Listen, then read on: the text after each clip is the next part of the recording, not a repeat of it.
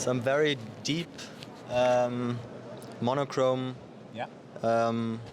Yeah, like There- now I'm missing some English words on wood, which are scratched out to have some That's right, yeah. lines. What kind of? Well, the medium is there are acrylic and mixed media on board, and the inscribed lines aren't actually dug out. You know, they're carefully left. So when he makes that maneuver over there, you see them they go in, and if you actually look closer, you can see the grain of the wood underneath them. Yes. Yeah, you see the pattern. Yeah, so the wood is first painted with this orange. He would have stained it that way, and then I'm giving up some of his stripe. Yeah, it's like a he must have blocked it out, masked it out with a thin piece of tape or something like that. And then you got these built-up areas that look sort of like they're painted. But here I'm giving a little secret away. These are it's actually paper. It's actually mat board that he's put on there. And then, of course, when he hits it with the very mechanical finish, you know, it just sort of breathes. It just gives it a little extra texture. The finish is made how? Like? Yeah, he would have rolled it on. It's not painted on, because he wants you not to see the hand of the artist there. Yes, and it's really the details of the surface are also like rolled on. It's kind of like a satin finish to them, so they really absorb the light, which sort of pulls you in them.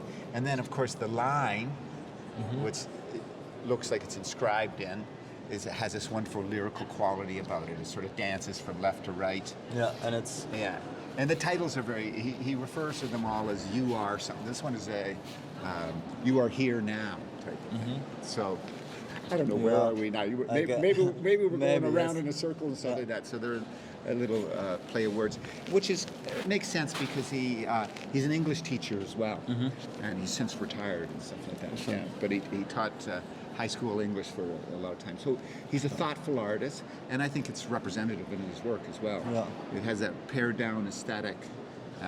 There's an expression, I'm sure there's one in German, they say like still waters run deep.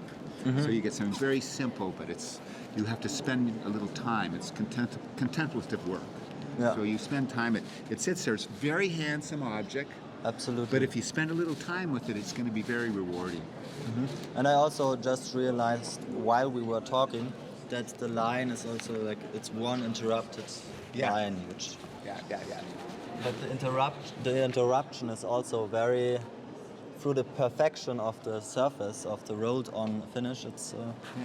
There was a gentleman that came in the other day, a friend of mine who's an author, a German author, and he says, you know, I like narrative-driven work, and he was looking, he was attracted to this, and my assistant intuitively said, well, this is very narrative. And when he said, you're right, you know, because you're watching this journey that's interrupted, but there's still a sense that it's connected too.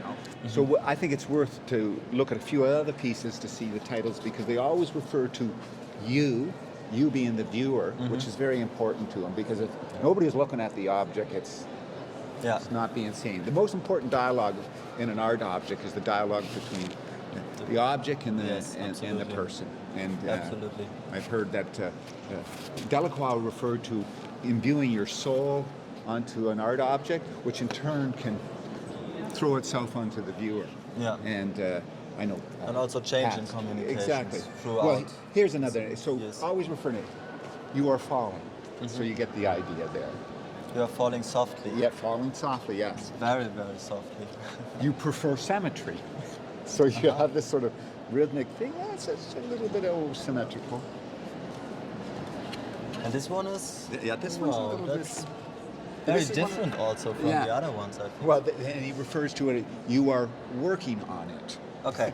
Different, but you know, see, people like this title too. That's very much, we can all relate to this. You drink coffee and wine. Okay, that's an art fair. Yeah, there you go. Yeah. And last, one, but certainly not least, you have some unanswered questions. So they open up something, you know, you get a title that actually opens up, and it's very humoristic and very... Yeah. Thank you. Oh, it's been a pleasure.